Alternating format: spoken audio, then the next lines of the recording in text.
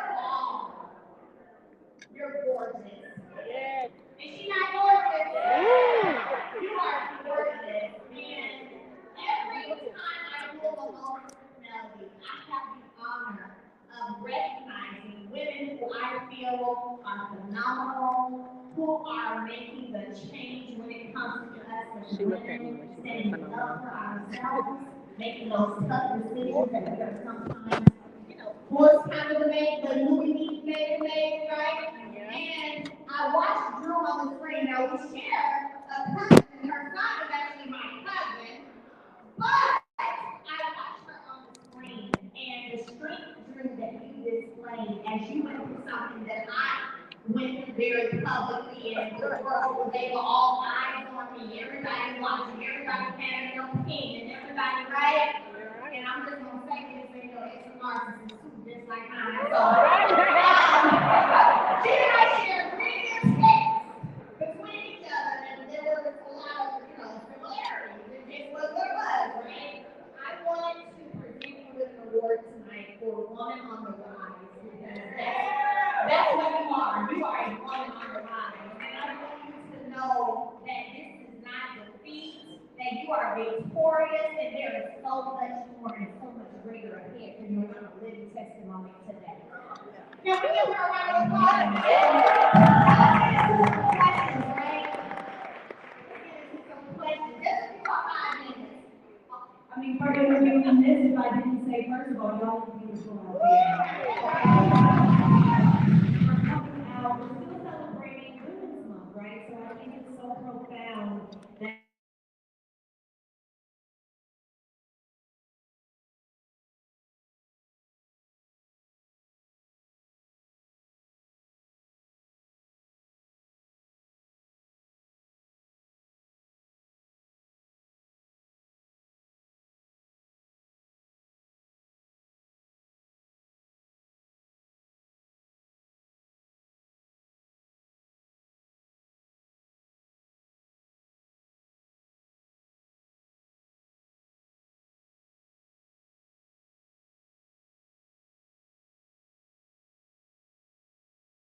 connected as we're so strong. When we talk about the strength of a woman, we birth little babies, right? That's not babies, we were free. God has given us all something to birth. And right now, for whatever the reason, I'm going through the biggest storm in my life, and as you said, publicly, right?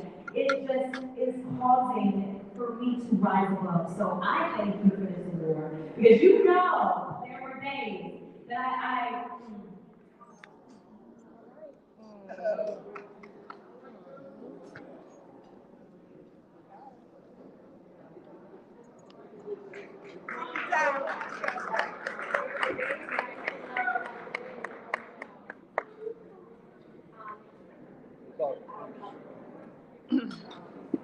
there were days, and I want to be 100% transparent if I can be, and authentic. There were days that I felt like I couldn't get out of it. There were days that felt like I couldn't even face the day. So I had to learn to be gentle with myself, to sit with myself in order to understand what God is doing in my life and the purpose that I have to rise above in order to be an inspiration. So I just want to encourage everyone here, whatever the challenge may be, because we all have them. The only way to get through is to go through. And storms come seasonally, so it's not forever. So thank you for this award, and I will cherish it today. So I love you. I appreciate it. I love you too. I love you too. And listen, when I tell you guys, Woman on the Rise, it's perfect for you. And I want to ask you a few questions. I want to ask you a few questions. Going through. Uh-oh. Going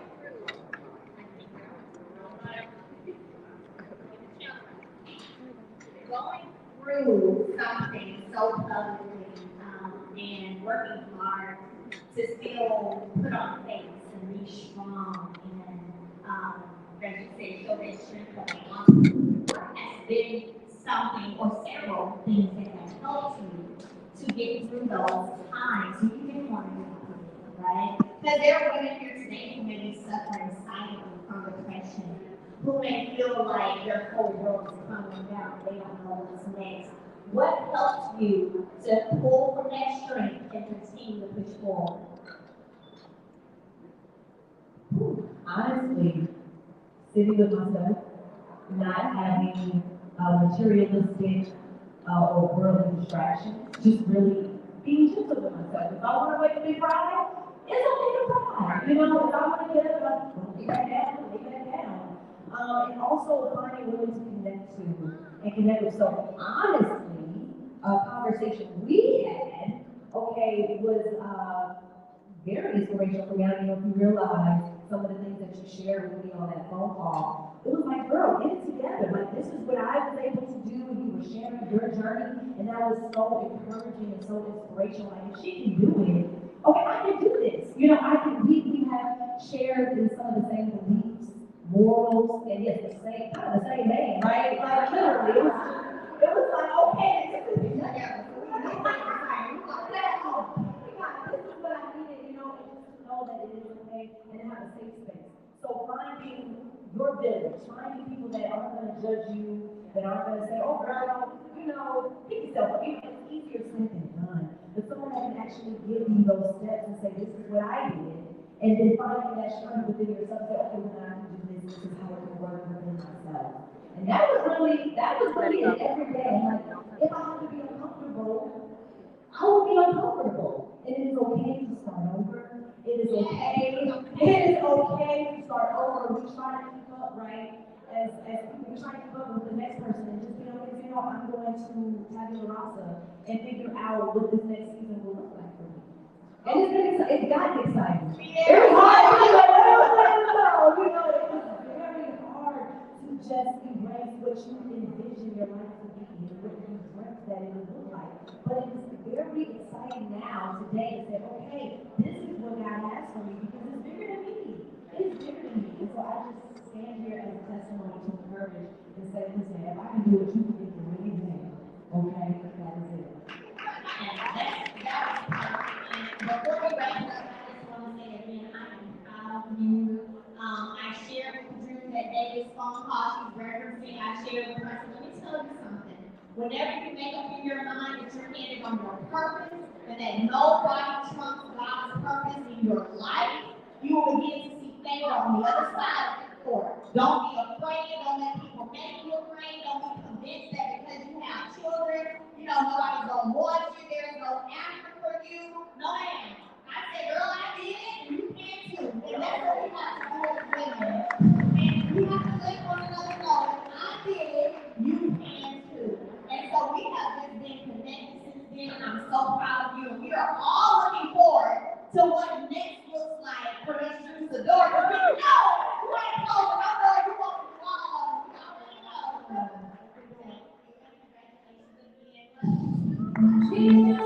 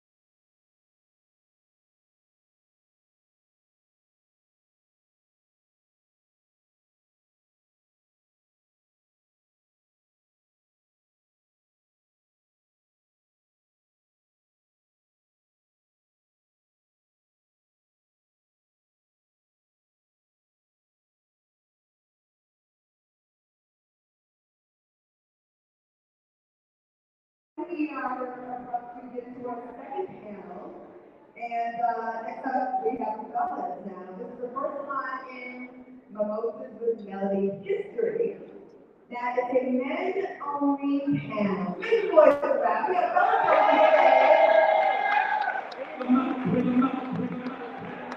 on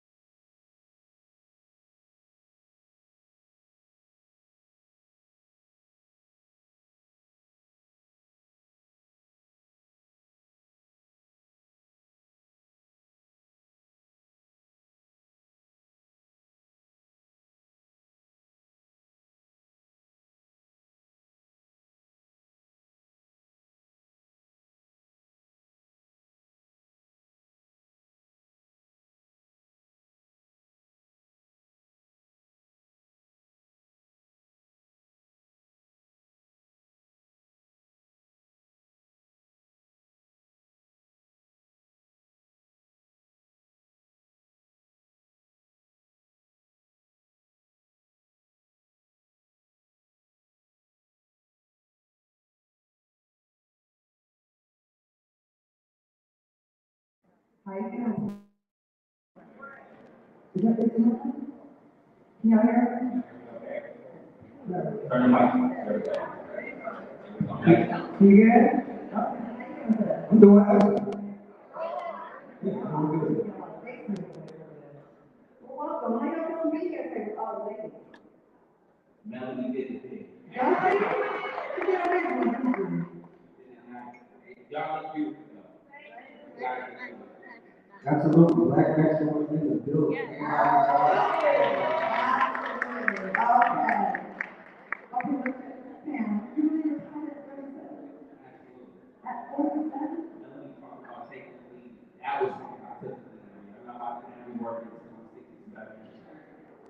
I was ready to get to it. That taking the lead journey.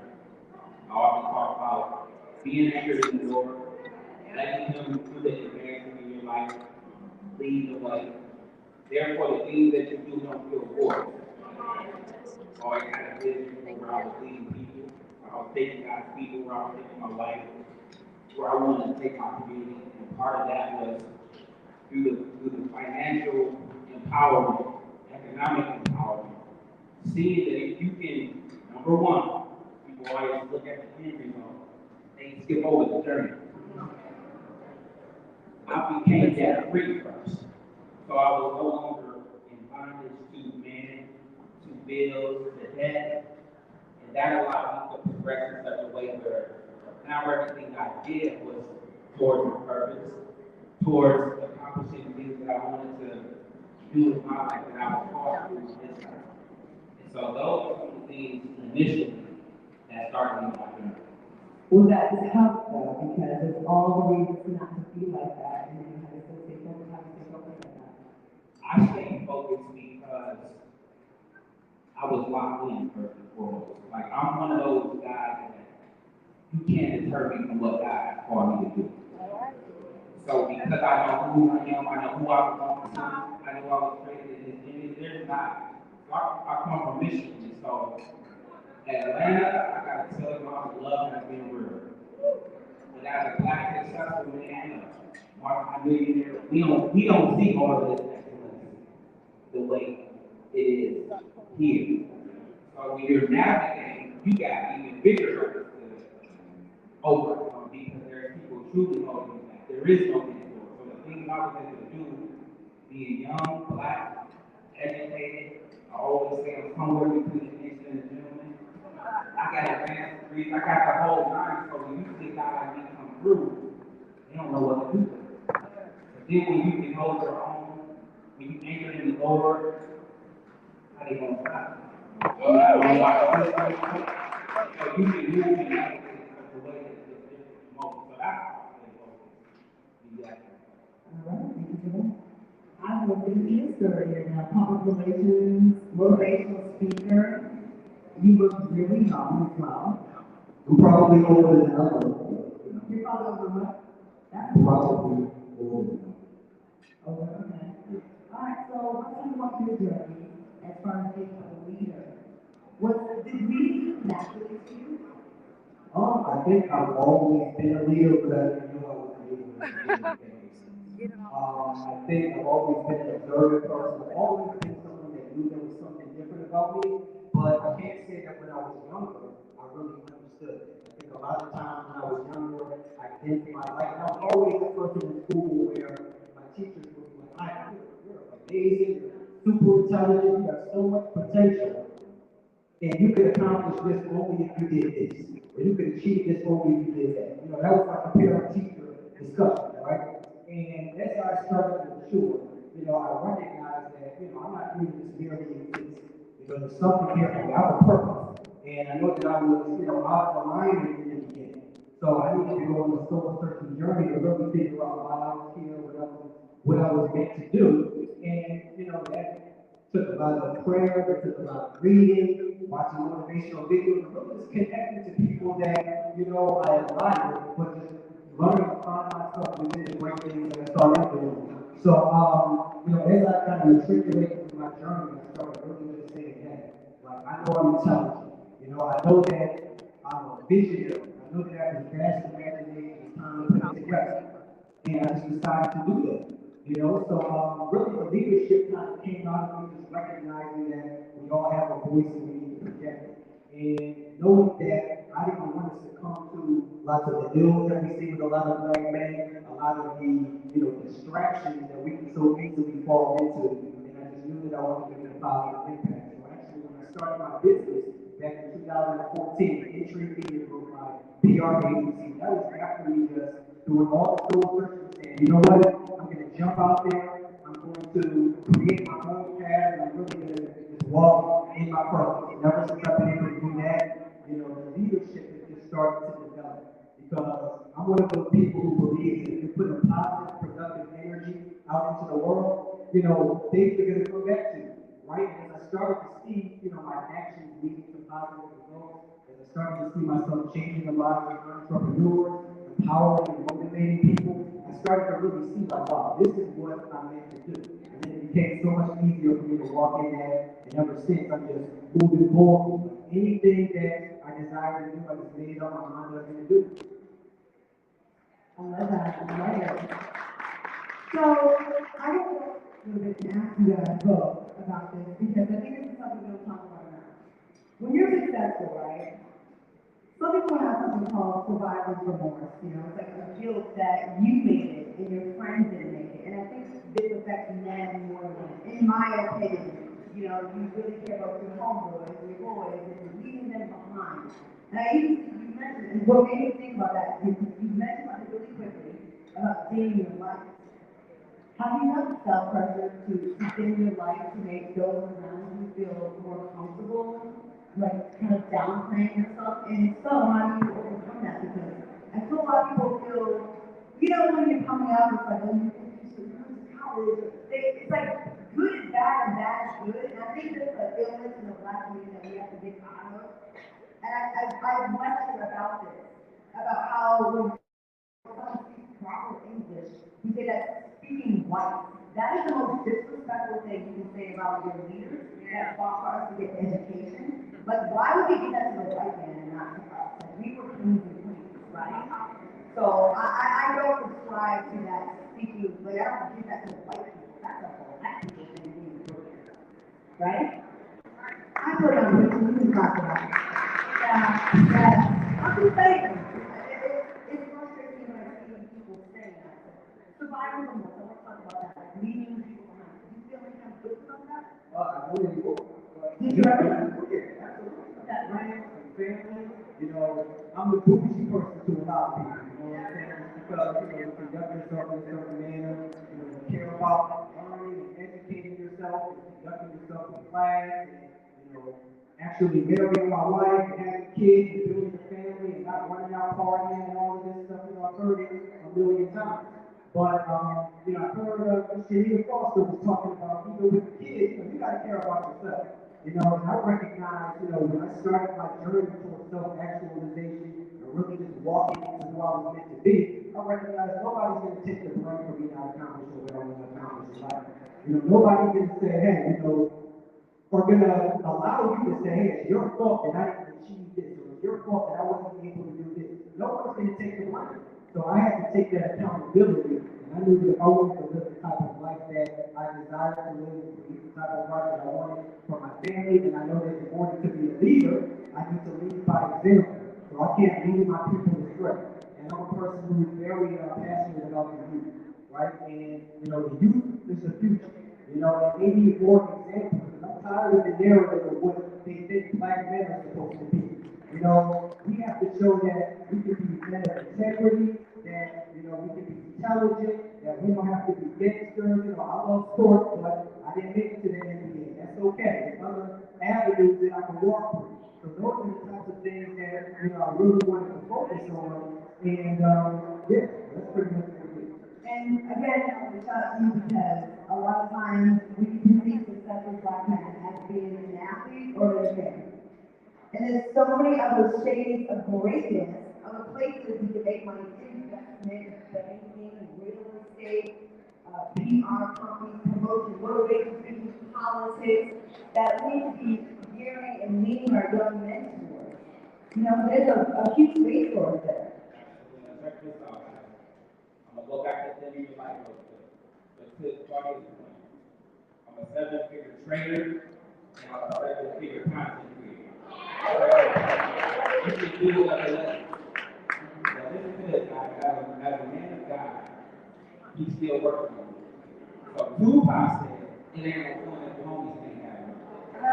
So when you thinking about going to the top and you reach a level of success and there are people out there, you do have that, and so you, like, to the point that was saying, you want to do the things you can do to bring them along. But sometimes where God is taking you, they can't go. They might not do anything.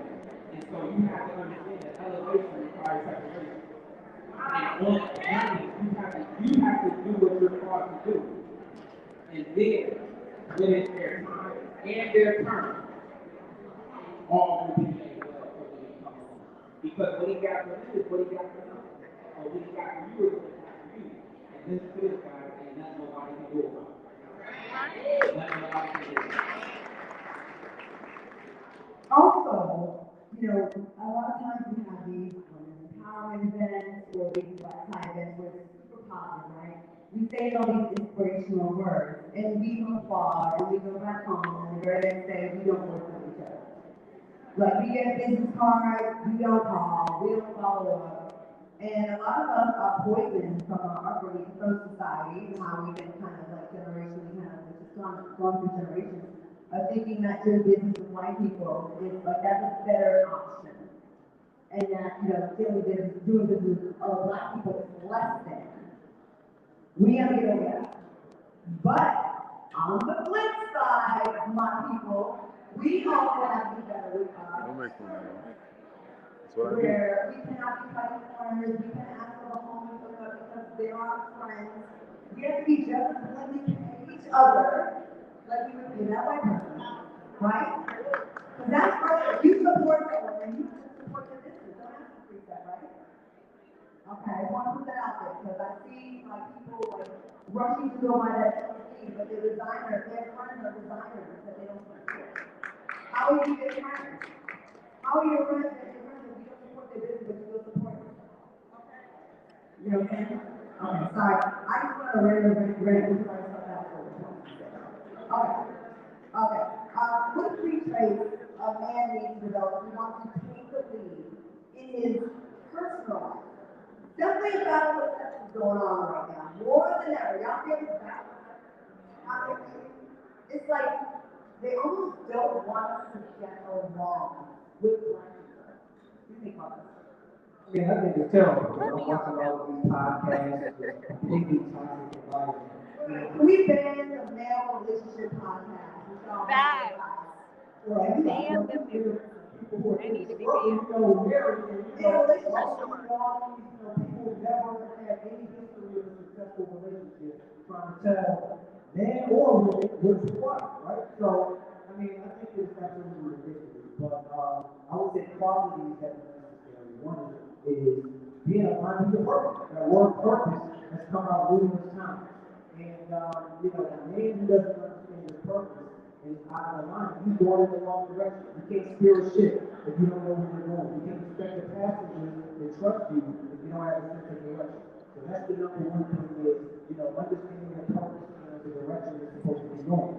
Another thing is self-accountability, right? So in my book, The 5 Lies You Don't Issue Your Greatest Within, I tell people in general to stop lying to yourself, right? So we lie to ourselves as individuals all the time, right? Especially when it comes to relationships. You know, I have brothers come up to me all the time complaining about their issues with women, and I'm like, you know, answer this question. Would you trust yourself if the shoe was on the other foot? They don't want to have that conversation. 9 times out of 10, they don't. Because they know they ain't honest. They know they ain't telling the truth. They don't have accountability. So, I mean, if you're looking for somebody to trust you, someone to confide in you, to have your back, don't you think it makes sense that you need to be a trustworthy person? Right. So I think those are traits that people need to have. Right. And I don't let people off the hook with it, and I hold myself accountable to that as well. I think for men, you know, qualities have to be having a sense of purpose, being a man of integrity, high character, and then being able to lead by example.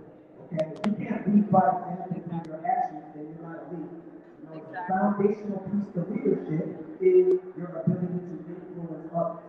Yes. And you influence others by setting an example and leading by example. You have to have a history of success in whatever you're doing in order for people to trust you enough to follow your lead. So that's what I think you need to do. I love it. Now, I know we're going to talk about career stuff, but I'm nosy. Y'all look married black men, and we always hear this narrative that's so negative about black men and relationships. I mean, tell us I've about spread the this. negative. Talk about this all the time. How is that we be able to have the more of us be married to each other and keep the money, you know, amongst each other, and build with your black queen, your black king, you know? Can you speak on that?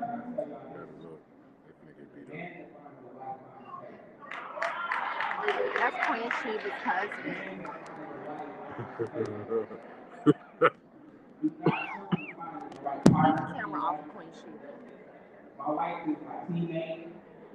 She's my support system. She was rare. She was ground. She holds up the house. I can go around the country and get to the bag and do what I do. And so we went to Michigan State together. She was a track star. I played football.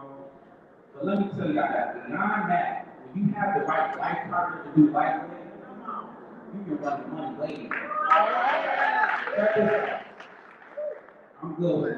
That's what I do now at this stage of my life. But my wife was good with money too before we got to this stage. So think about this. When you have two people headed in the same direction, y'all got the same values about spending money. Going on a trip, or you know what, this season, we gonna save some money. We gonna go off on a trip. We gonna stack a little bit. God, we retired young, both of us. Not even my wife too. It ain't nothing we can't buy in the world. It ain't no place we can't go. I think that's what we do. Talk about going to the East tomorrow.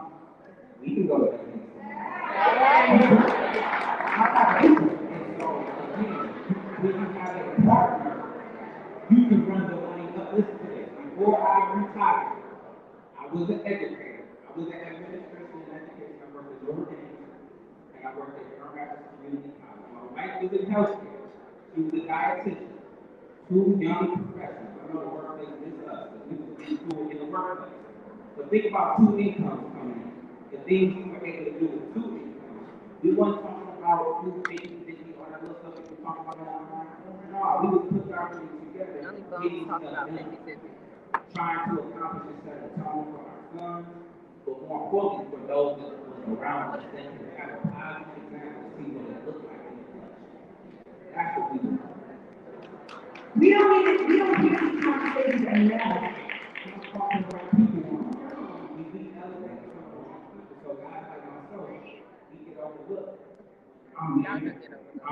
I'm always stuck to say aspire to it. I'm relatively unknown. But God sees it all. Well spoken, lady. Okay, I don't want to Well ask spoken. you, what is the significant change that, even in your own life, that you feel, that puts you ahead of the pack? I just feel trust in myself. You know, just learning to trust myself and my abilities. And once I was able to do that, the world was opened up. Like I mentioned, you know, I just made up my mind anything that I desired to do, I was going to do. So I decided that I wanted to speak, be a motivational speaker. I started going out to school. You know, next weekend I got a speaking engagement. No. Following weekend I got a speaking engagement. No. It's something that I'm passionate about doing. But before I She ever should. had the opportunity to do that,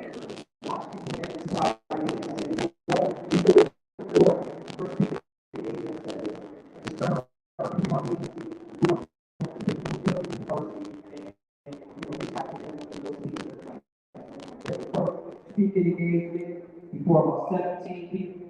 The next engagement before 70 people. I speak before hundreds of people every day. And, you know, plan on going into the thousands and all of those things. But it's got to trust in the people. Because people are who we just felt out. You know, and we place limitations on ourselves. So I learned to stop doing that. And then I recognized, man, I'm really ineligible. I'm a doctor. Extraordinary visionary, creative. Any idea that I come up with is going to pop. And that's just how I feel. That's how I Me feel too. myself every time. And of course, just staying Any educated. idea that he come up with Right? is I'm gonna still pop. growing. You know, I'm not where I desire to be yet. So education is extremely important. I like to make sure that I'm staying ahead of the curve and constantly educating myself, working on myself, and just sharpening that knowledge. And last question, Chris. How do you, manage to build the forces by investing? One, investing in companies you know about and or familiar with. Y'all look good. If your face is evil, if your wig is like, you know where you got your products from. Why not be invested in marketing or regulating like those all other stuff? If you got a company phone, why not own part of the company? If you know you like going to Target, y'all love Target here. If y'all go Walmart, Sorry, Jack. That's the proper pronunciation after American leaders.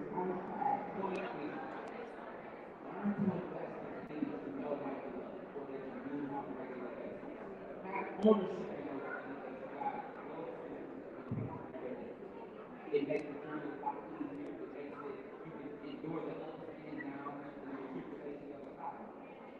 But be in it for the long term. This ain't a get rich quick scheme. This ain't something to take your money out of. You want to see it compound. You want to see it grow.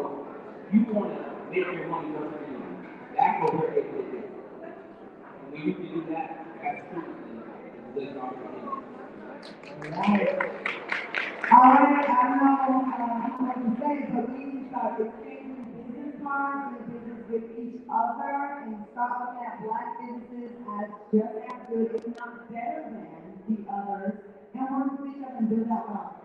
Thank you, I'm trying to thank you, appreciate you, but thank you for being part of the example. And one more time, we celebrate.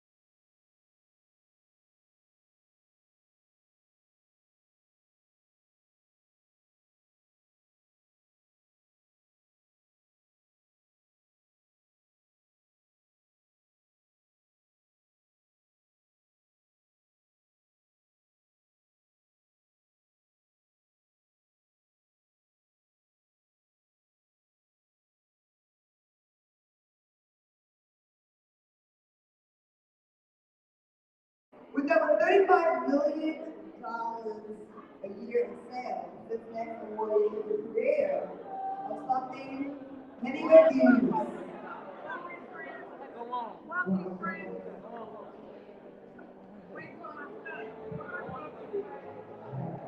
The infamous hair and beauty glue. Shout out to hair and beauty glue, y'all. Come on. Come on, ladies. Let them say what's saying. Okay. No.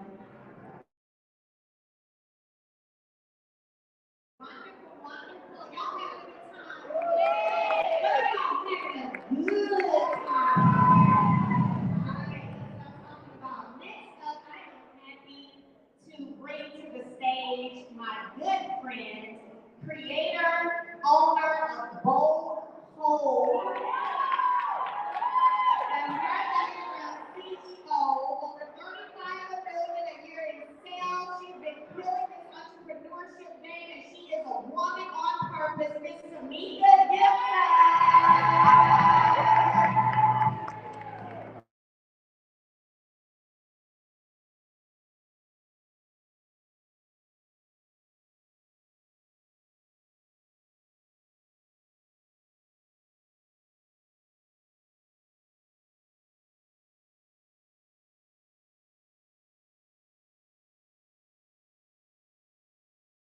Behind the scenes shy.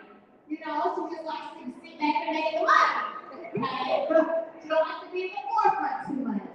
But, Tamika, I can say so many things, but one thing I definitely want to say is you are being presented the Woman on Purpose Award because with all of your success, all of your sacrifices, can I ask y'all to be quiet a little bit for me? Right. I don't know where the noise is coming from. From in the back, get a mail.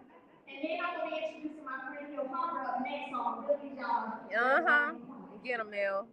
Can y'all? Because we Mm-hmm. know how to read the stage. Mm-hmm. We want everyone on this stage to have an opportunity to be heard. Tell them hoes bye.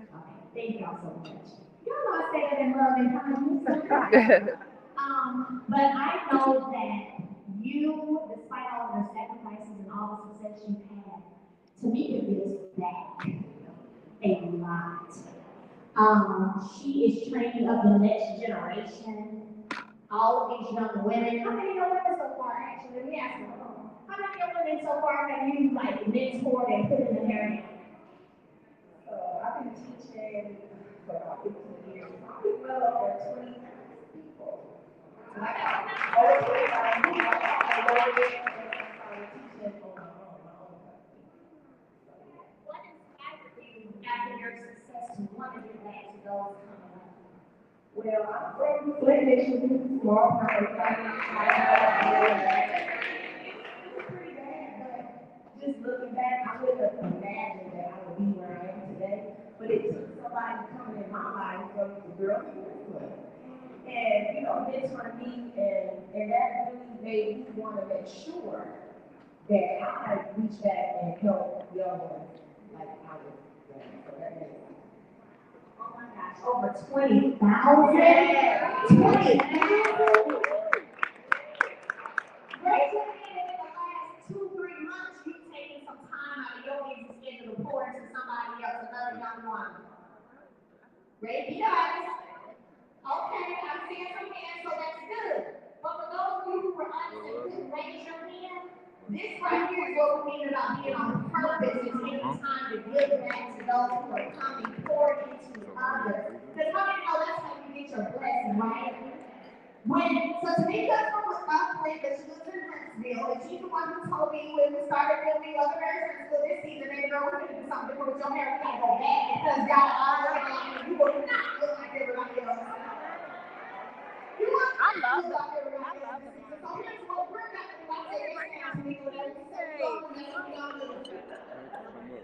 So, Thank you. I appreciate it. in creating this beauty brand, which is also one of the sponsors for tonight's event, the hair diagram, Bold Hole. How is that for you getting to 35 million a year in sales from little country. A year. So everybody, they just say that number, it's like, oh, it's a lot. But for me, just to be honest, there was not like, oh, I want to be rich. I'm actually doing something that I love to do, so that is what has driven me. And when I first started teaching after I worked for Lawyer, after I started teaching for myself, and I started paying off debt, like, in months, I was like, this is something that I can really do, and I'm helping other people, you know, in the same way. So I had to push hard, and that's how I was able to get to those numbers. It was never like I want to be rich. I'm doing something that I actually love, and I'm creating products. They brought desserts out. By the way, these are the utensils. Notice she said, in They other words, metal, chasing black, purpose, gold. not chasing money. Y'all That's know what that? she said. Chasing purpose, not chasing money. The staff is Chasing what bringing she out enjoys doing, like not chasing the dollar. every I love that. Well, 15 Tamika, minutes. without They're further checking in on ado, us, checking in on our thank drinks, you.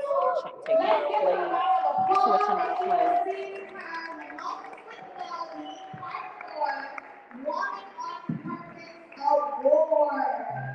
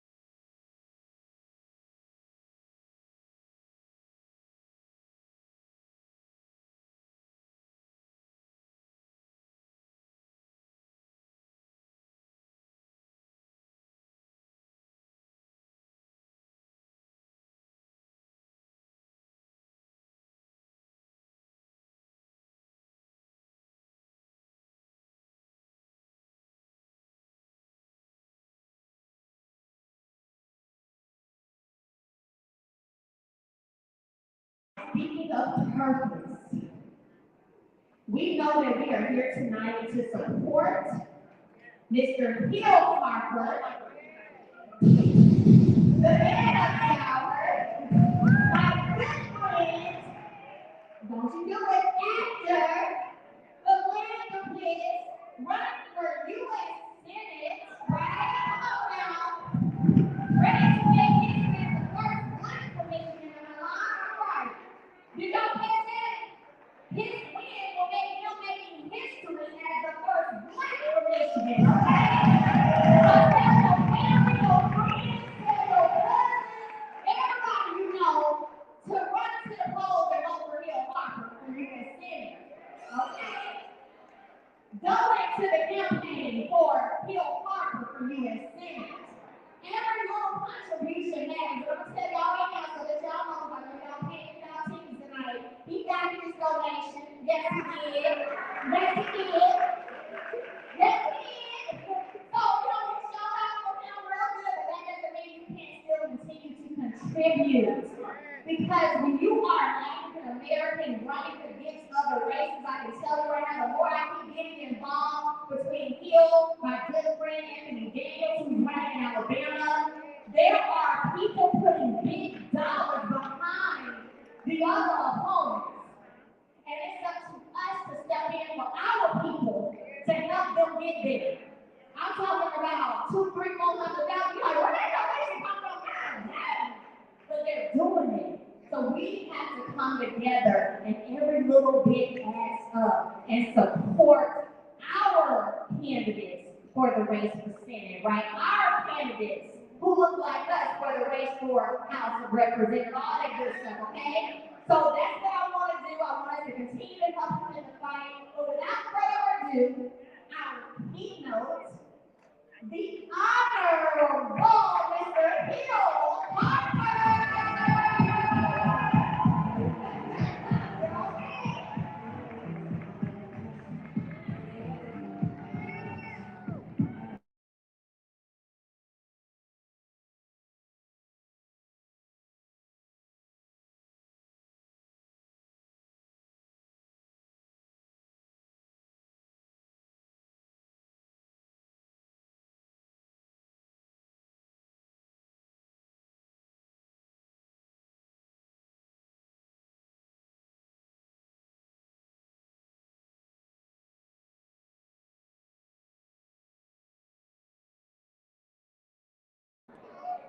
I will always fight for you. And when we have to start asking ourselves, and number two, in that fight, what are we willing to do? How hard of a pain are we willing to go? And so when we think about where we are right now, I think all of us understand that many of our communities are hurting. People are hurting. You can't afford food, you can't afford car insurance, you can't afford. We have a 13x wealth gap in our community. When we think about this idea of representation and how important it is, I'm often reminded of Dr. King. And I got a chance today when I flew to Atlanta to just ride a bike down Auburn and see Dr. King's birdhouse. Just sort of re-energized me. And Dr. King said we were all tied together in a single government mutual destiny. Dr. King said we're all tied together in a single government mutual destiny, which means no matter how well I may be doing, if this brother here is not doing well, then I'm not doing well. Right. If this sister here is not doing well, I'm not doing well. If you're not doing well, I'm not doing well. But the reverse is true as well. If you're doing well, you give me permission to rise. And if we're doing well together, a rising tide raises all ships. And so when we think about this moment that we're in, when we think about this idea of empowerment, we have to take into consideration that we will get nowhere without the power of the collective. This room has the ability to change the world. This room right here, if we decide to work together, the problem with our community is we tend to work in silos. Mm-hmm. What happens is, many of us, we can agree on 9 out of 10 things, we disagree on one, like, I can't work with it. Whereas the opposition, That's they can disagree on 9, they probably have one thing to do, then they're going to storm the Capitol together. So when we think about collective action, collective power, I want to talk real quickly about this concept of energy. And I know there must be a physics professor in the house. Just raise your hand.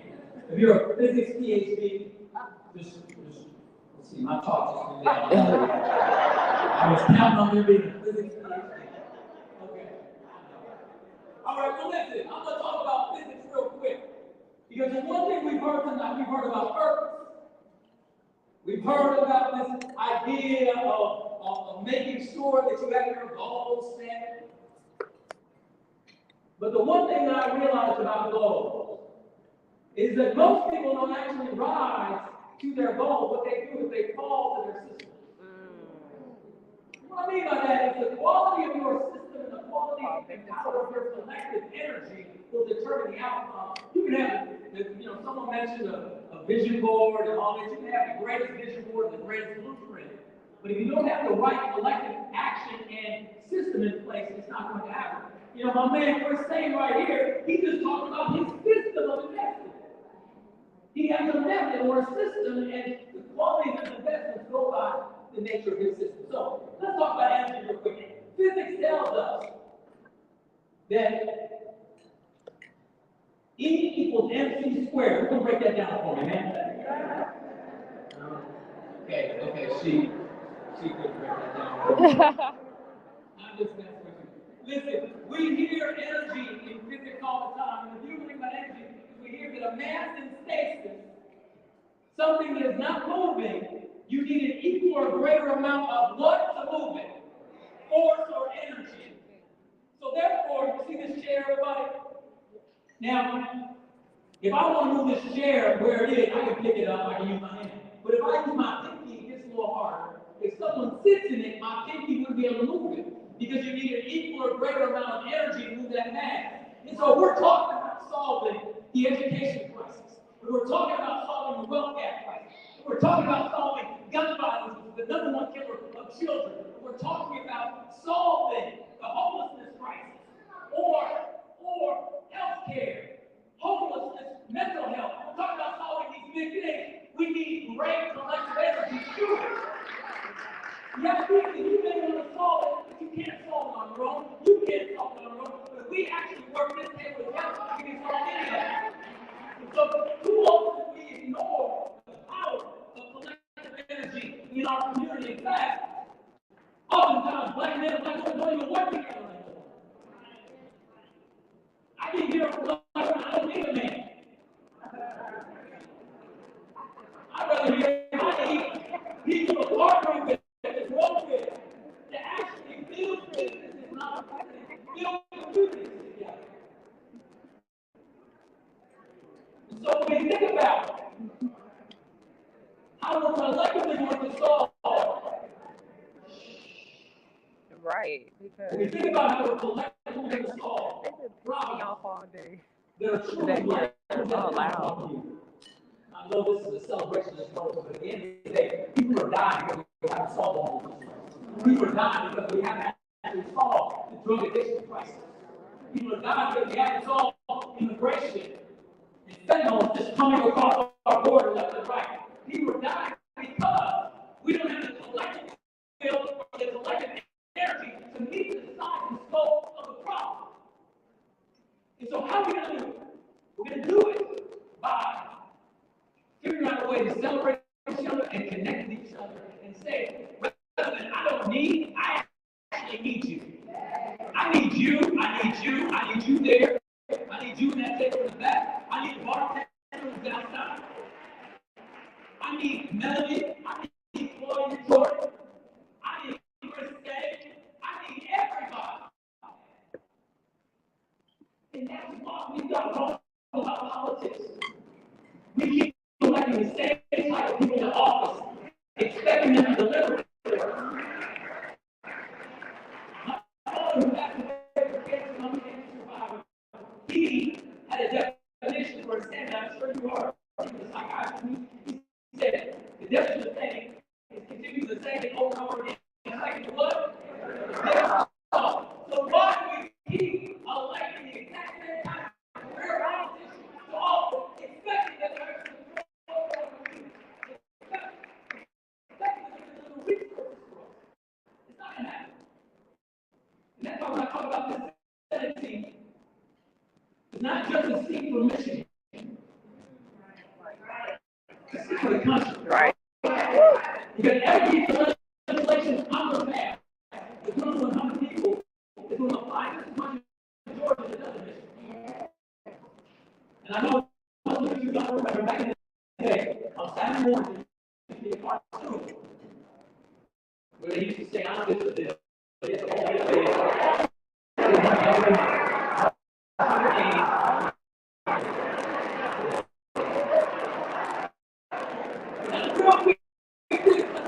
I don't think our community really understands the power of the United States Senate. When I was at Harvard Law School, I was with my classmate, and we would talk with my constitutional law professor would hammer home to me that the U.S. Senate is the most powerful body in all of politics. The Supreme Court interprets whether something the Senate passes is constitutional or not. That's it. The executive branch of the president either vetoes or signs into law with the Senate passes. The House of Representatives or your Congress people actually send to the U.S. Senate a bill. You know what they have to say? They can add anything they want. They can change the name. They can do all sorts of things. So when you're really productive, it's 100 people that determine where $7.3 trillion goes every year. $7.3 trillion. And the question we have to ask, do we want our money to be shipped overseas for foreign violence, or do we want to solve health care? Do we want to kill people with our money and keep expending the nature of the Pentagon, or do we actually want to solve our public education crisis? Do we want to spend trillions of dollars attempting They're asking how to to donate build to his campaign. infrastructure where nobody in our community actually has a contract? The only way we start getting the resources that we actually pay into is not the government's money. It's our money. It's your money. Yet we don't claim it. Because we don't collectively put people in office that are going to deliver for us. They make some promises, and then they don't show up. There's only been 12 black U.S. senators in the history of this country. There's been a higher percentage, watch this, higher percentage of black U.S. presidents than black U.S. senators. 2.2% versus 0.5%. Y'all deliver. But you know what? He doesn't have power unless he has a partner. You have to understand how this works.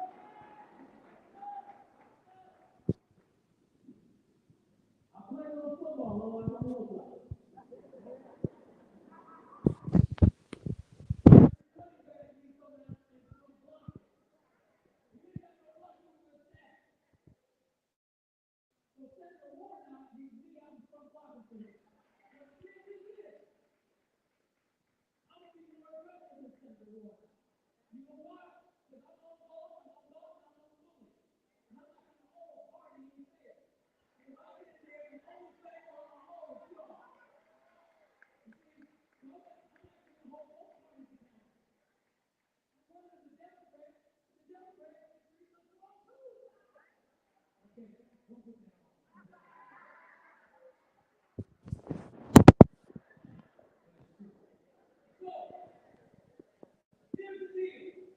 The only way I win, and the only way I can deliver on $7.3 trillion every year is if you help me get there. The collective can do it, but I can't do it on my own.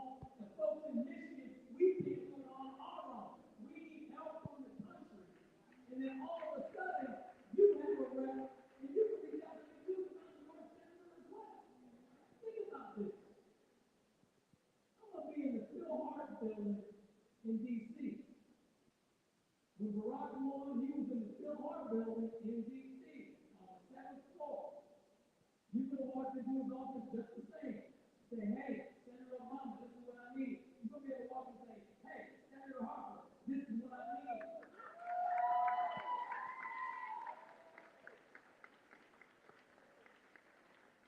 And I know that you delivered for me, so I'm going to deliver for you. So I just want to say this. Thank you so much. And it's because of people, and this is the most important thing, everything I say. The reason why we're sitting in this room together, this amazing, beautiful group of black folks and successful, and able to have these flowers are more expensive than my home mortgage. That's how Melody does it. I don't know. Hold on. Once I saw the flowers, I was shamed because I brought her some flowers. This ain't really gonna work out too well. I was like, hey, you got this. Melody, I got you some flowers. But for real. Yeah. The reason why we can sit here in Atlanta, Georgia, this group, is because we are descendants from people like the aforementioned Dr. King, who was born here. And more importantly, for Atlanta's sake, Mayor Jackson, who fought as a mayor to make sure that black folks had state and local contracts to build businesses and to have real ownership. And the same thing happened in Detroit with Paul and Alexander Young. And the same thing happened in Chicago with Harold Washington. And Maryland, we've seen it, but we have never seen it on the Senate level. And that's where the real money is. So with that, I will say, whatever help you can give, y'all, go to my website and help $2 makes a difference. $5 makes a difference. $10 makes a difference. For real. And if we can turn this into a national race, I'm number 2 in the polls right now. I can be number 1 by August 6th.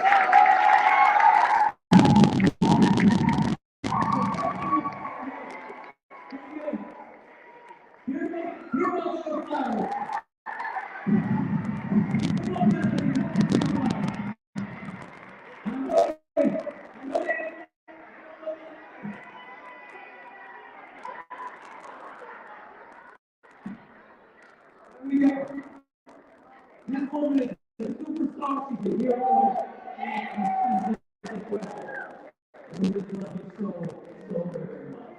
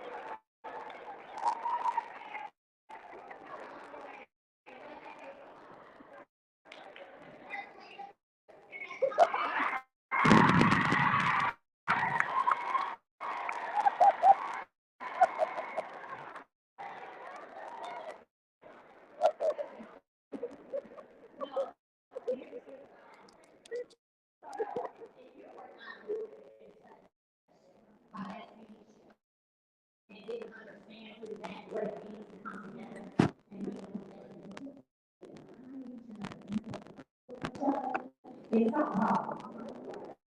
That was wrong. And like you said, you keep doing it. Like you told me, you are getting a little boards and we're talking about the worker behavior, going out, knocking on the doors. Y'all, that goes into winning an election. So what I was trying to do, you know what? If you have enjoyed tonight, if you felt like this has been above and beyond what you even thought it was going to be, coming to Mimosas with Melody, go to fieldproper.com, donate $50, $100. It's over 150 people in this room tonight. Do y'all know what? From here, that's another week, 2, 3, or 4 of some campaign workers that can get out here and push, what he's trying to do. So, fieldproper.com, go and donate. And I have to say this. I know for a fact that Heal believes in pouring into people because this is not my first gift from Heal. My first gift from Heal, I don't know if you remember, remind me. Y'all remember? My first gift from Heal, he said to me, "Are you into art?" We were on the phone. He said, "Are you into art? You collect art?" I collect art. And he sent me a beautiful art book with history of art from all around the world. And he mailed it to me. And I still have that book. So I know he believes in enhancing the education, the knowledge, the wisdom, and just making people more. I've never purchased an art book for myself, So opening up our minds and exploring other things. And so let's support him, let's get behind him. And before my interview, I gotta tell you all, he's interviewing me tonight on the stage. It will be about 15 minutes. We're going to have the saxophonist, violinist come up. We love you. We love you. We support you, and you will be the next U.S.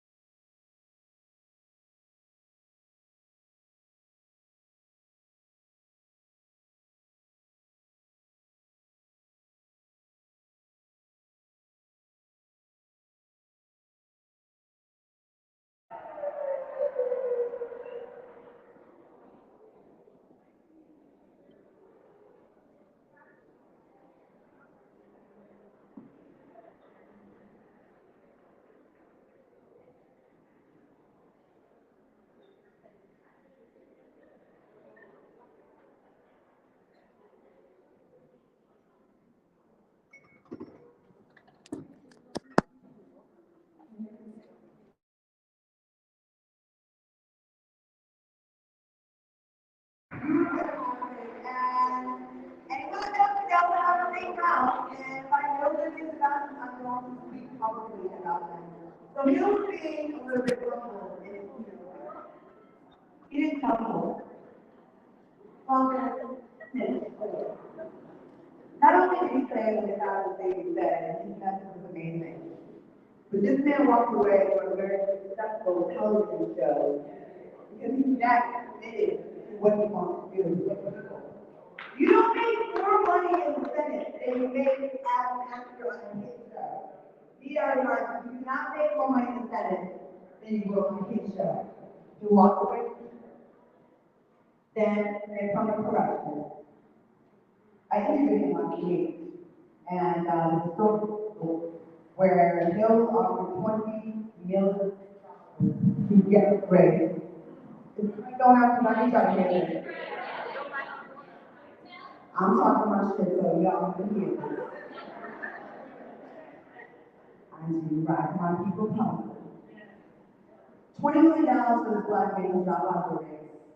Sounds pretty like a no-brainer, right? But that wasn't it. They also wanted him to attack the only Palestinian member of Congress. And he said no.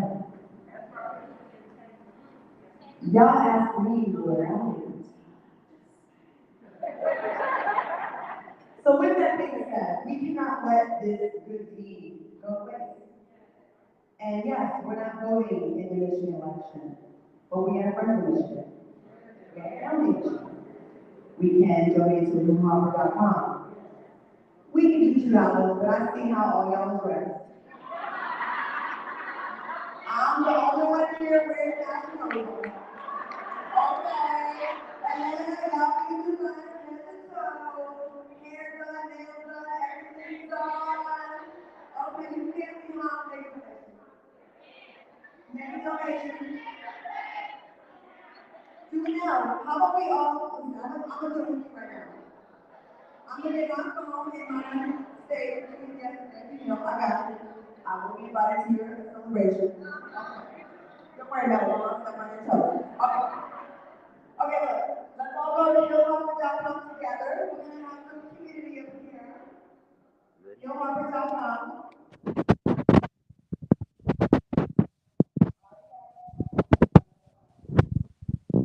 Make a donation. I'm not shaming you.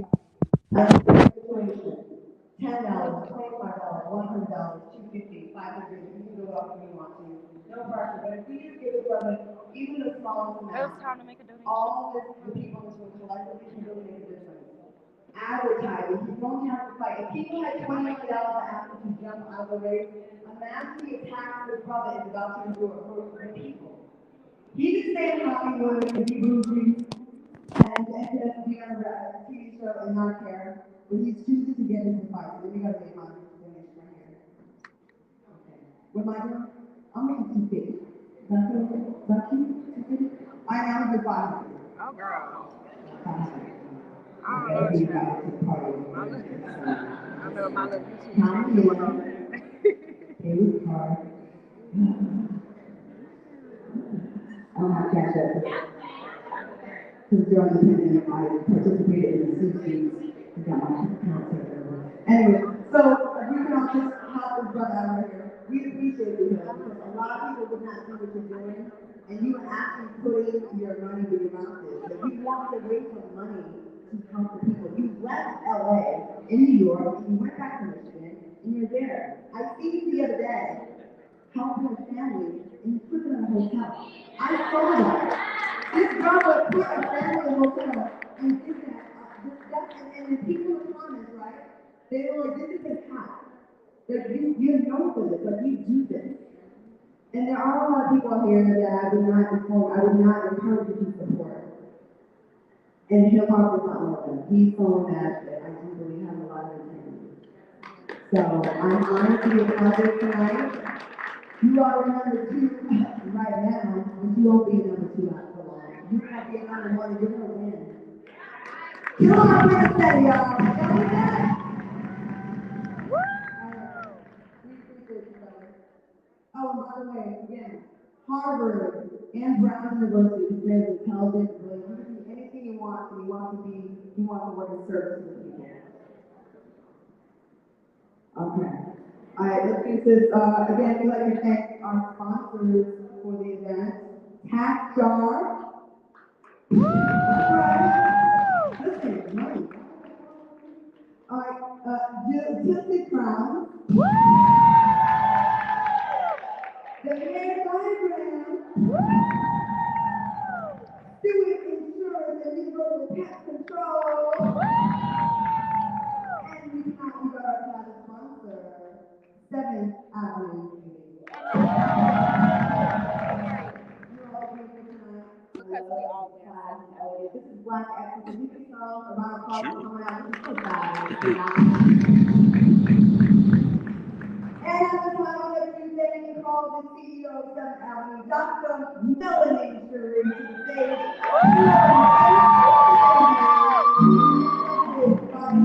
Can you sit down right there?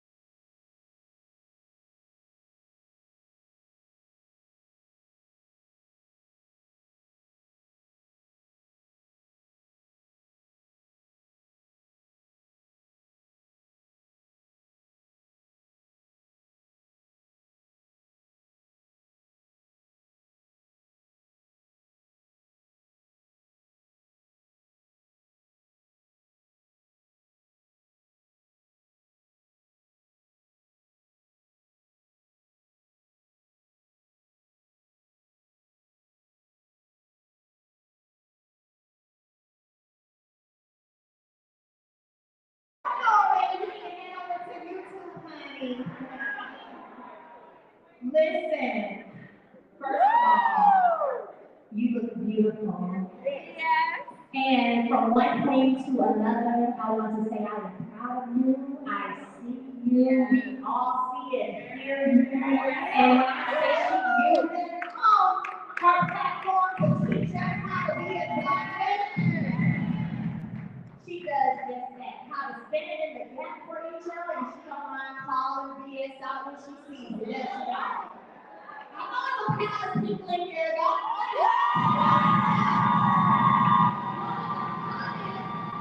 YouTube channels out there, Queen Sheba darling. I've never, well, I did an interview with you once, whenever I did an interview with a lot of YouTubers. I spent like a day, I think. Because I do believe in content creators. I support you all, and I support, you all covering love marriage, Huntsville. And I've been that way since the beginning. Like, I see y'all, And so, Queen Sheba did an interview with me way back when. And here we are, 2024. Mimosas is another program. No, y'all, I don't know the questions. I didn't want to know the questions. I told her, don't tell me the questions because I wanted to be as raw and real as possible. Okay? That's how I was when I went on to reality TV as a producer of the #1 show on the Oprah Winfrey Network. As a co-creator of Love and Marriage Huntsville, that's my name. Okay? Just have to throw that out there. And so, I want to say that after this interview, I told you, ask whatever you want to ask. Don't tell me any questions ahead of time. So let's get into it. All right? We need y'all there.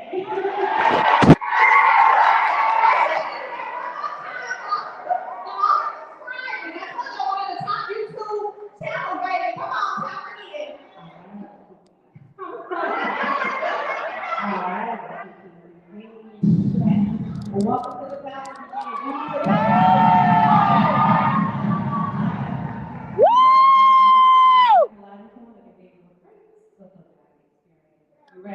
Yes, we are. Listen, if y'all have been the focus of some of my content, I apologize in advance. It's nothing but love from here on out. That's what we ride hard. I first came to know about Melody a couple of years ago. I got a phone call from a family member, and they said, "Have you watched this show? It's called Lamh and it's about Black excellence." I'm like, "No." Own network, because I'm a Bravo, right? I'm like, let me go over here and see what they talking about. And I've been hooked ever since. But I was not a YouTube person. I thought, she is getting, excuse me, her ass kicked on this show. And she doesn't have any backup. So I would go back. So I came out of my professional realm and I started a channel. But I was a little scared, so I didn't turn on the camera. And I'm shaking. I didn't turn on the camera. And I started to back it up. And then I said, wait a minute. Because I'm going to go out to the stage. And when you go out to the stage, you got to pop off the stage. So I'm not back. And that's how I came to develop the challenge. And they're all here tonight. And of course, we're all done.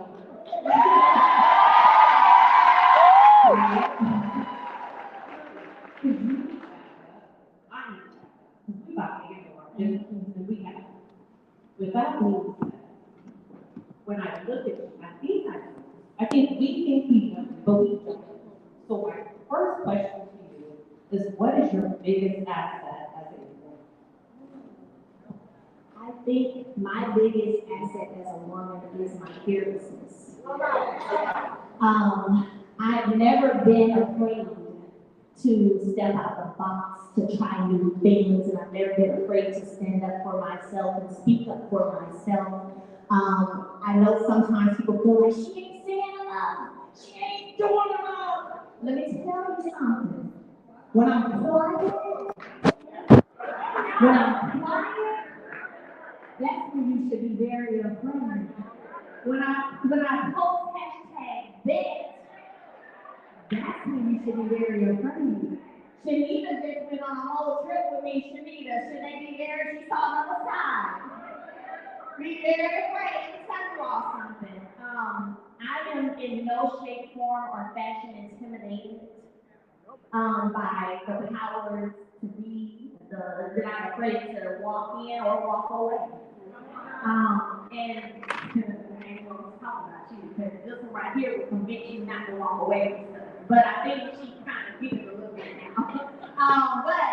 I'm not afraid to step in or walk away and try new things or leave things that are no longer fulfilling my purpose. So my fearlessness is definitely one of my strongest assets. That leads me to my next question. That's it! So many questions, girl. So my next question was going to be, what three words or what phrase would describe yourself? If you have to describe yourself, and you just said fearless, what would you do? I would say resilient,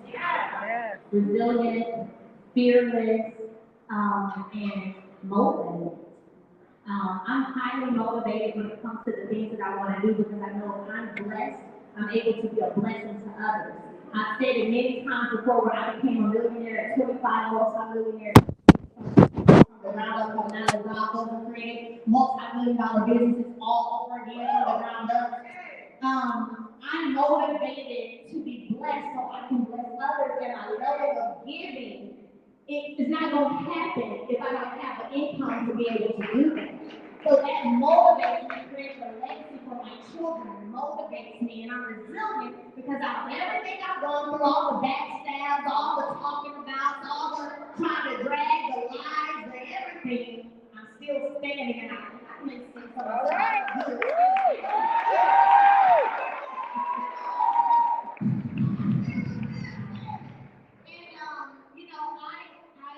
There's a quote I used to say all the time. People don't know I was a pageant, so I did pageants and I did talent shows. I was always out in the public. But one thing when I would write essays for competitions, one of my quotes way back in middle school was beauty on the inside is far more important than beauty on the outside. And that has stuck with me. This exterior is just a shell that God gave me to enter the rooms that I need to enter to be able to say the things that I need to say and get the things done that I need to get done. My interior matters more than anything. How I treat people, my integrity, how I move, how I walk, how I talk to people. That's more important to me than anything. So beauty on the inside. I know you said three words, but you said one quote. I'm giving you all the quote. Beauty on the inside is far more important than beauty on the outside. I think it's so important because a lot of times when we think about change and transformation, a lot of times we start on the outside and we neglect the inside. and what people feel on the inside, because you can't trick this. Right. And that's why I think a lot of us in this room resonate with it. Mm-hmm. So if you can fill in the blank, I want you to fill in the blank for me. If I knew then what I know now, I would know that. When is you?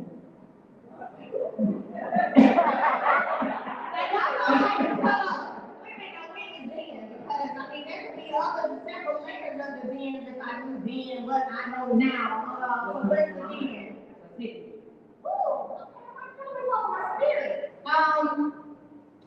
If I knew then what I know now, I would have been more careful and possessing a higher intuition, which I now have, but I didn't have then. But if I knew then what I know now, there are things and people who are attached to me that wouldn't even be able to be in the same place.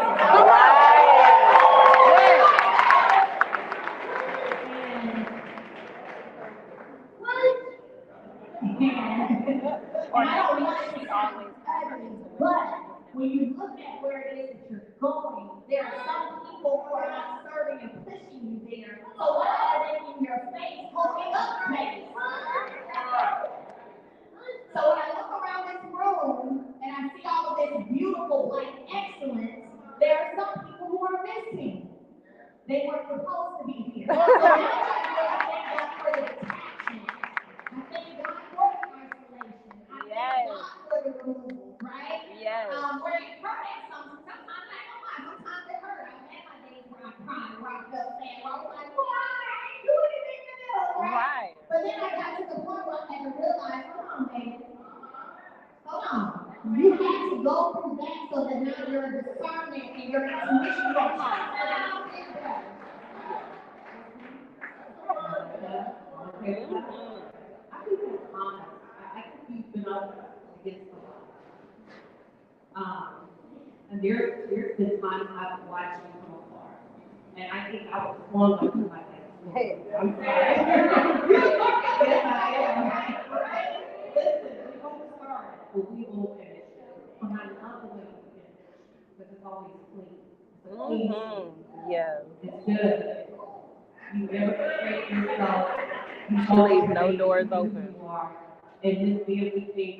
Yes. Woo!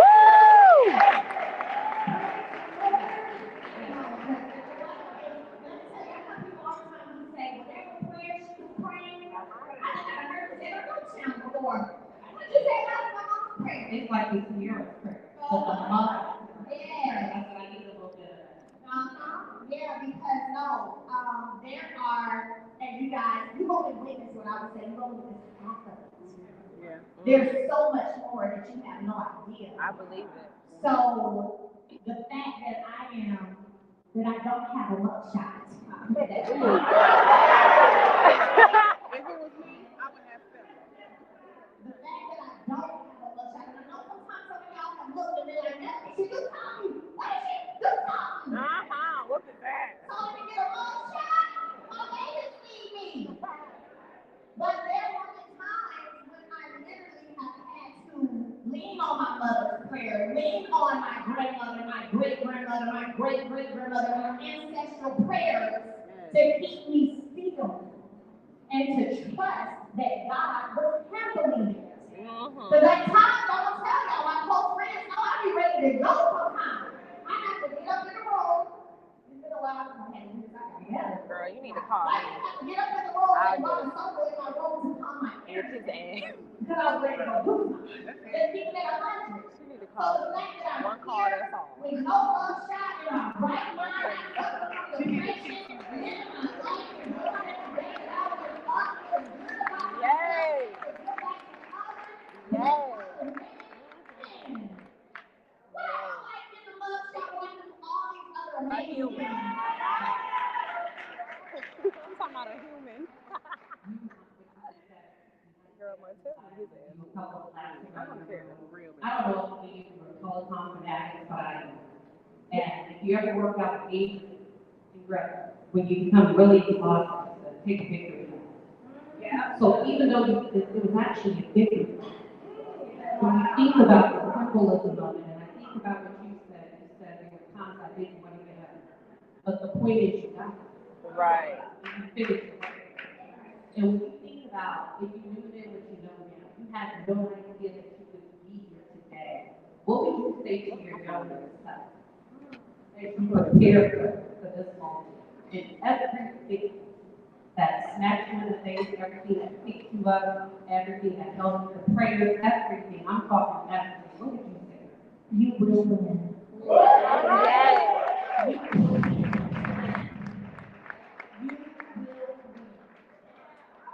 Because when you're in it, sometimes you don't know if you're going to win or not. I know, The right? enemy going to make you feel like you ain't going to win. Right. So I can tell myself to be in But it. it's brightness. My younger self, I would say, baby girl, you going to win. You going to win. Tech Bill, God. you going to win. Why are you holding it? But Y'all, look at Tech God pissing me the fuck off. Ain't nobody tell him to hold that shit like that. He holding the camera wrong. surround yourself with people who gonna tell you, girl, I know that you can too. No, baby. You gonna be okay. Why? Come on, get on up out that bed, let's go. I went to my brother's house for a little while, and I had one day. Tech God don't know what the hell he doing, y'all. One day I was just real sad and crying, and he said, okay, I'm gonna let you Look at have his space. But after the day now, get on up. She was a damn mess up there. Look at him trying to hold it like. So you will win. I'm telling all of y'all. Look at his ass. He's still struggling holding that damn like. Look at him.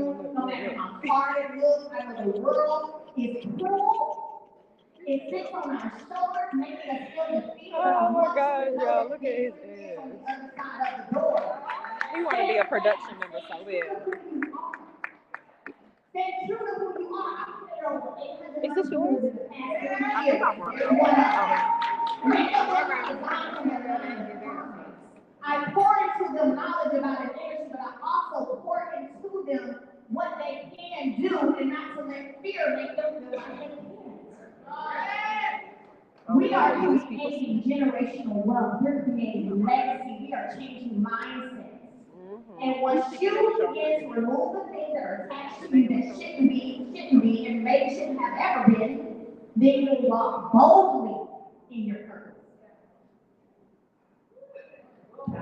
Yes.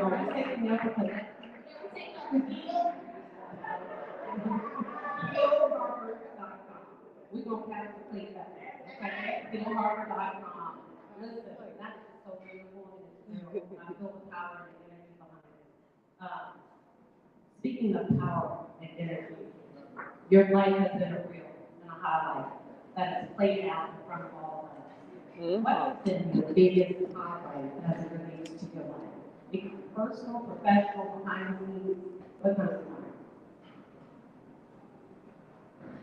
My biggest highlight is when, is when I see my babies. Yes, girl. And they are proud of me and they Oh. when they do the things they see I do because it's inspiring them even at their small ages, all the way from sugar mama, put on my children over me. Yes, I love it. And then a whole mama pose, very much. I love it. That's my When birthday. like walking in with a poster that said something about victory on it, and mama, I got this for you from the book there. Take let them know, y'all ain't gonna mess with mama's peace. Y'all talking too loud, we don't do all that over here, peace. Those things, those moments mean everything to me.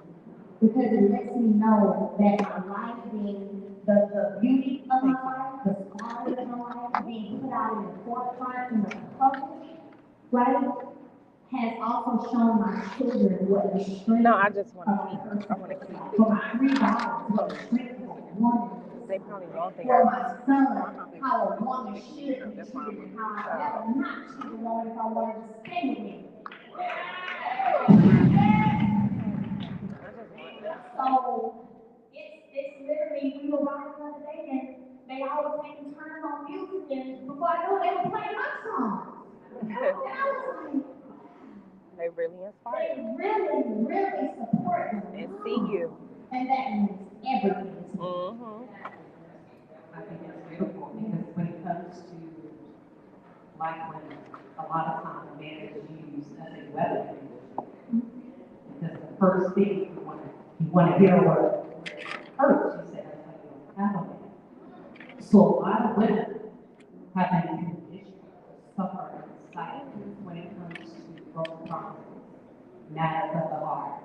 He didn't treat you in the way that I should be treated. And I think what you did, you came down and you gave women permission to speak, to talk, to talk. Because I don't see you cry. I don't know the damage and how I did damage. So it's okay to let them see how you hurt, but I also need to let them see this coming. So I don't like nobody about that. And that's what you've done. You have not hidden your glory from anybody. And I think it's a beautiful testament to faith. I think it's a beautiful testament to prayer.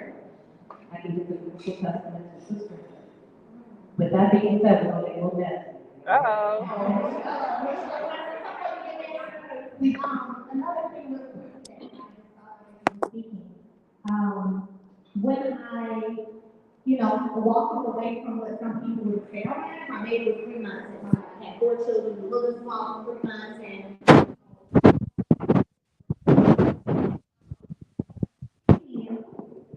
I can social media.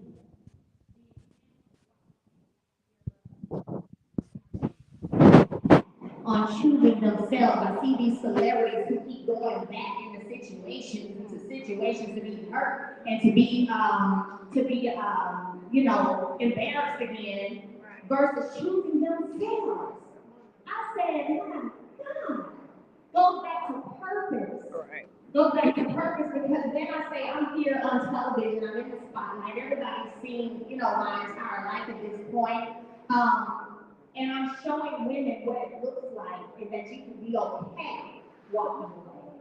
Because there are so many influencers, singers, rappers, women, they broke up 3 weeks later, they back together. I'm like, dang, I was rooting for you, girl. Show our women that you ain't got to stay in that mess. I was rooting for you. And then so I received and accept the calling of showing those women who choose self versus the relationship or situationship that looks good, that they're suffering, where they're suffering in silence, where they're not really happy, where they know that they're not being valued. I'm showing that you can walk away and be okay. Purposeful. I think a lot of women may hesitate to move forward because when you think about life, it's a canvas. And oftentimes we approach it like we have to create a masterpiece. We all have to produce paper. And I think that's what you did if you navigated through. And you just came and you came. And when we showed up today with Mimosas with Melody, this is the masterpiece on the side of that.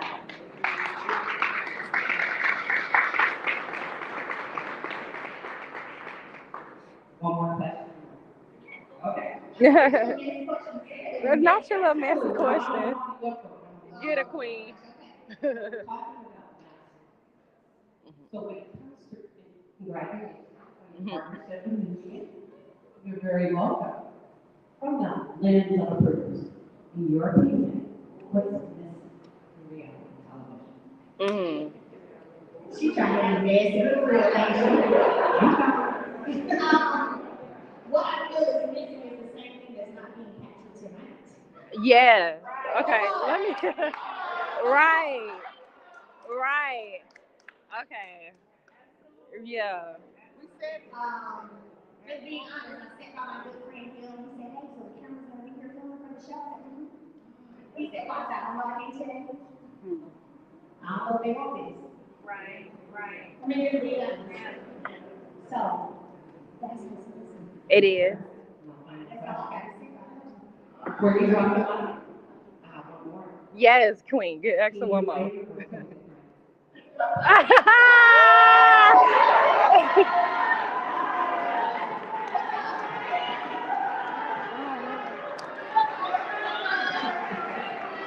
Messy. Right.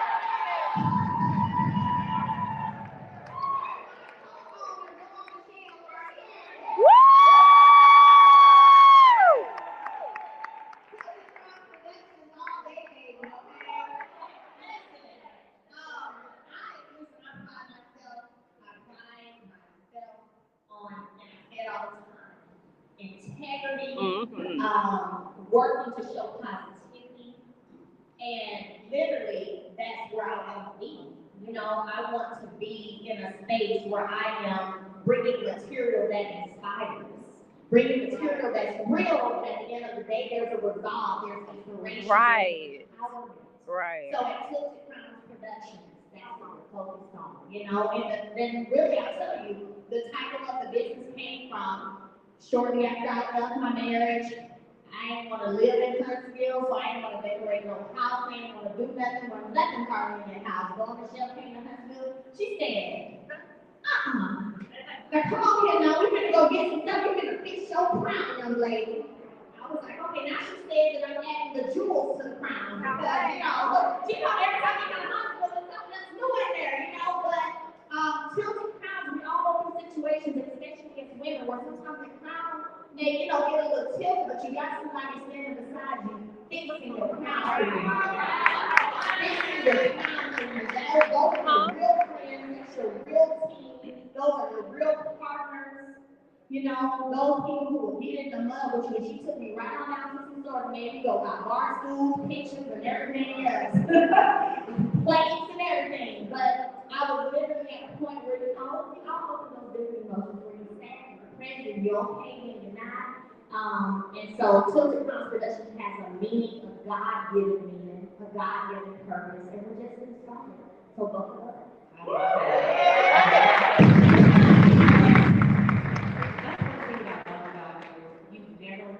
Bigger than your audience when it comes to your persona, your success. You grew and you grew with us, and I've been watching you for a while. I see somebody speaks, you speak back. And when I think about tilted crack, and I said I'm being a little messy with this question, but there's symbolism to it because when a queen's crown is tilted, it's because she's moving. She's moving. In order for it to stay on, you're standing still. Or you're not making momentum. You're not involved. So I think that's the perfect thing for you. With that being said, thank you for allowing me to do. Woo!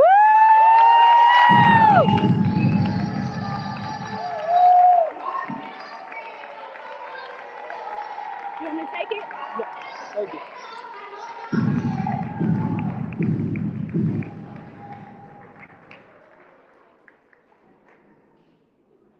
We're going to take some questions from the audience as well. Who's got my mic? Oh, there we go. So, perfect. You guys can have a seat. Thank you. You're good. You guys can have a seat. Yep. And we're going to take about 5 minutes to do some questions from the audience.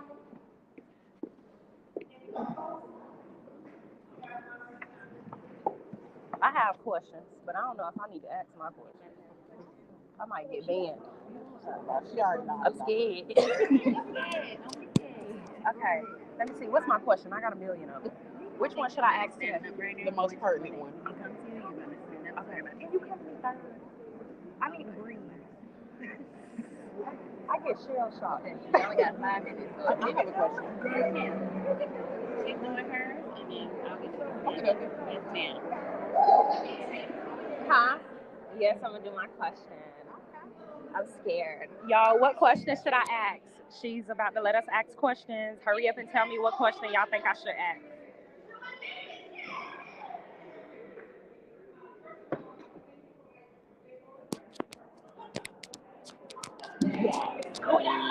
That was the surprise. Oh my! You did not tell us nothing. I love it. How do you find time to respond to your Instagram messages? Okay, I'm ready. I hope so. You know what's interesting? She came up to me earlier and she said, she showed me her Instagram. And she was like, I said, yeah, I'm making videos, yeah. I get the video all the time. Let me tell you something. Like when she was just saying, I remember how I see y'all questions. I'm gonna pick one. and when I started, people will look at the end of the thing and the ending, the brand piece now. Let me go back to how I built the brand in the beginning. I was responding to messages on my posts all the time. Okay, I was responding to questions in my DM all the time. Now I don't get to respond to the post as much, but my DM, Let me talk about for a minute the master. Ladies and gentlemen, that's the big plan for the night. The master came to me probably a year ago, maybe. So when I got ready to do this event, I said, wait a minute, I remember there was an event in Atlanta. Let me put up in a search. Found her. She made this happen for us tonight. Yes. Woo! And it's been seamless, by the way. Okay? But I believe in staying true to who you are and never forgetting where you came from. And at the end of the day, the grassroots piece of building the Melody Cherie brand included me responding to my DM and interacting with people who love and support me.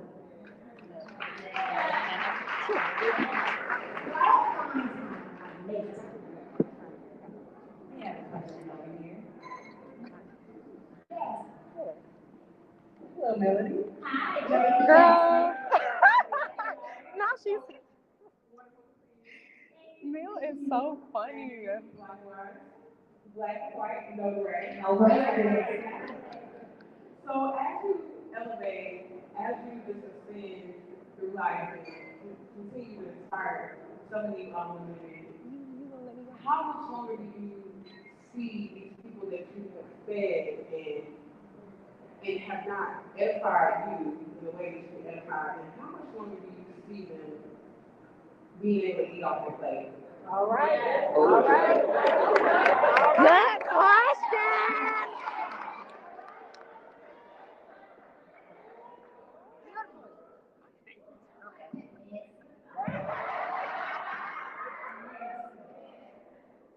So, anyone who knows or follows me closely knows that I'm big on divine timing. And I've gotten even bigger in my last few years on divine alignment. Okay. That was Journey. What I will say is, without saying too much, what I will say is, your spirit tells you when you need to move. There was nothing nobody could tell me how soon, how long to stay with my ex, when to leave my ex. It wasn't until God said go that I went. I'm not going to sit here and tell you that the end ain't getting near. That ain't what I'm saying at all. Hint. What I am saying is, trust me. We do. Trust me. You just need to trust I had a us. conversation with Call my mother us. a few months ago. We had a deep conversation. I don't even think she knew that I was feeling how I was Call feeling. us. But by the time I told her how I was feeling and where I was, and I'm like, We'll get it resolved. when it comes to understanding for where I'm leaving and what I think is right and what I think is okay, this ain't lining up. She wrote me a text and she said, whatever you do, I believe in you and I support you. Whatever decision you make. So, what I would say is when God says go, that's when you move. Time to pack it up. And you don't always let your left hand know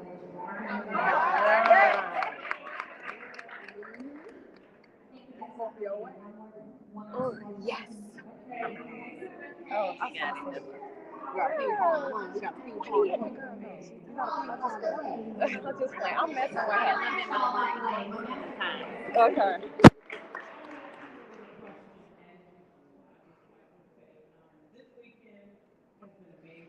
She just want to be thirsty for attention. She's so fucking thirsty.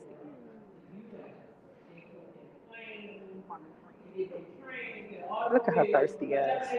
Okay, let me stop, y'all. Let me stop. This is a positive event. I'm not gonna turn it sour.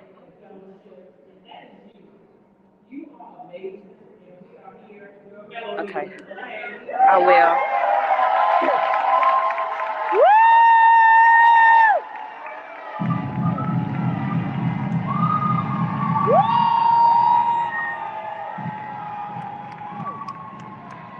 Woo!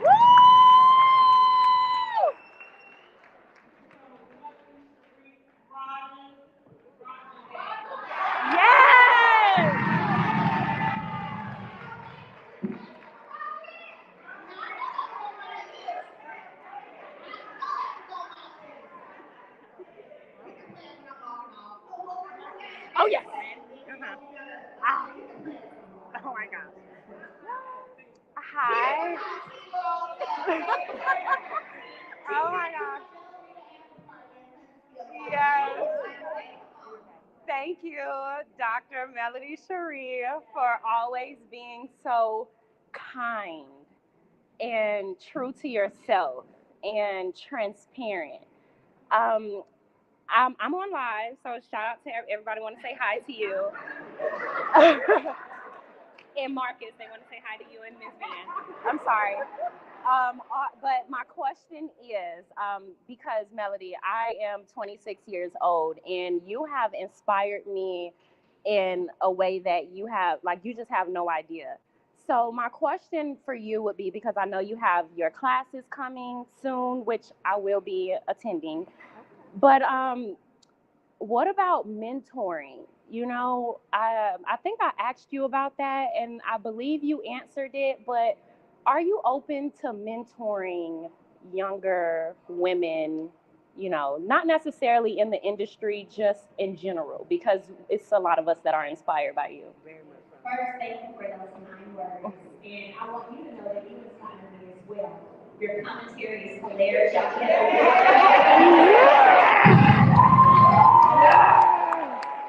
Oh my gosh, don't do that to me. It's very raw and real. Baby, what? Girl, why you laugh? Tell her to stop doing that. Oh my gosh.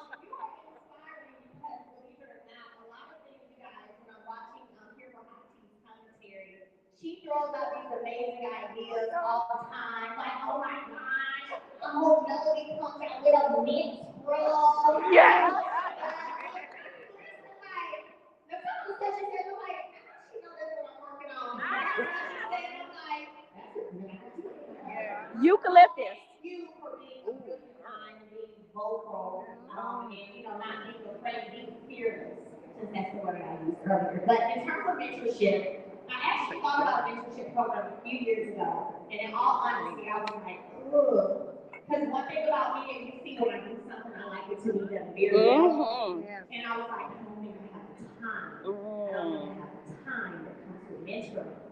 But what I can say in the past few months, my team has been putting something together that will allow me to be able to do that along with my class that I teach as well. So yes, ma'am, it's coming. Ooh, excited. Thank you.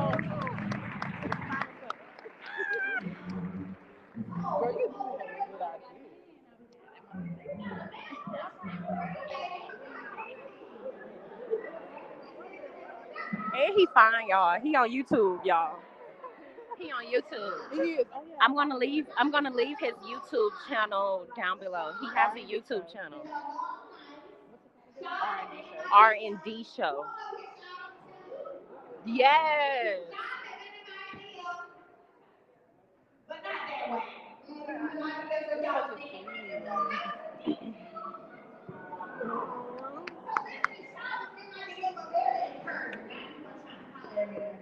He told me he was going to my daily, he was not taking it, bringing it down. So I'm glad to hear it. He done started a YouTube. Woo!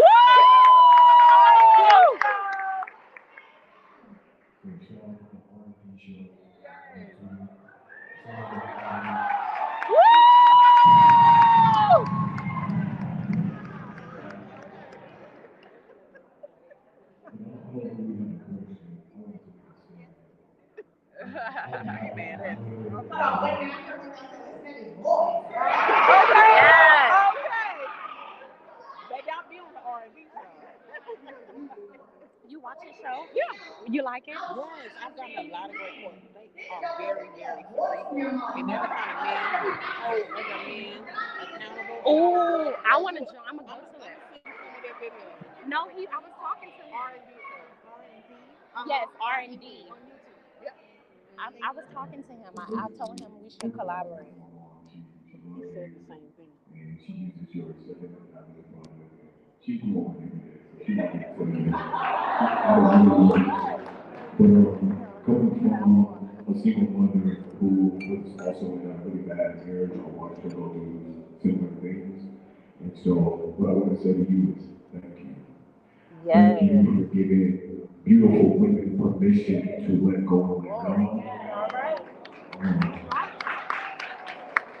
Also, thank you for showing what's on the other side of fear, which is freedom. Yes, there you go. And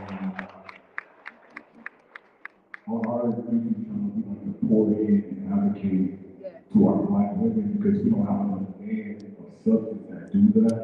And so we want to show you what real men look like and how we also represent y'all. And we want y'all to be free, fun, healthy, and excel to the next level. So to you and also Drew, I've watched you guys on television, and I want to just say thank you all for giving Black women permission to be free. Woo! Yes, we didn't need permission, but okay. We ain't really need no permission, but it's okay. That's the male in you.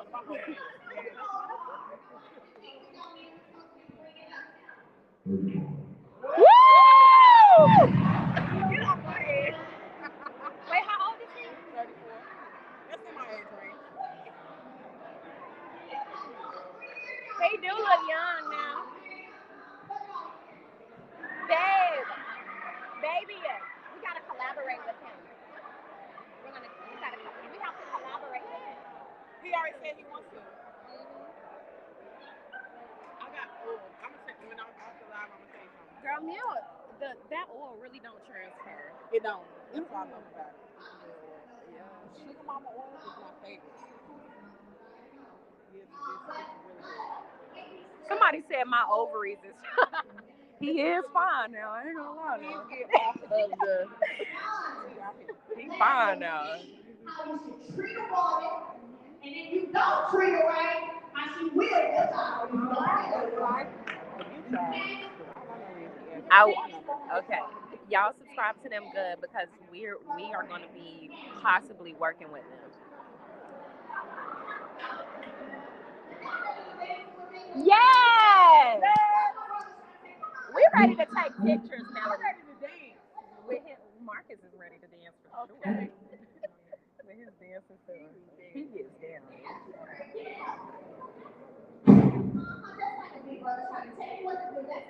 I know, right?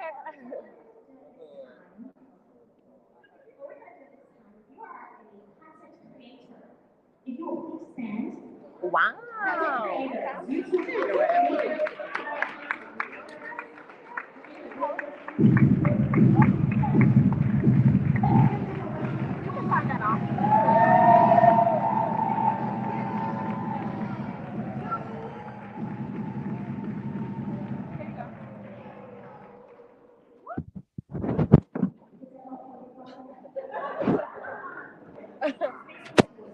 She's so funny. And there's no phone down, there's a man who had to get out.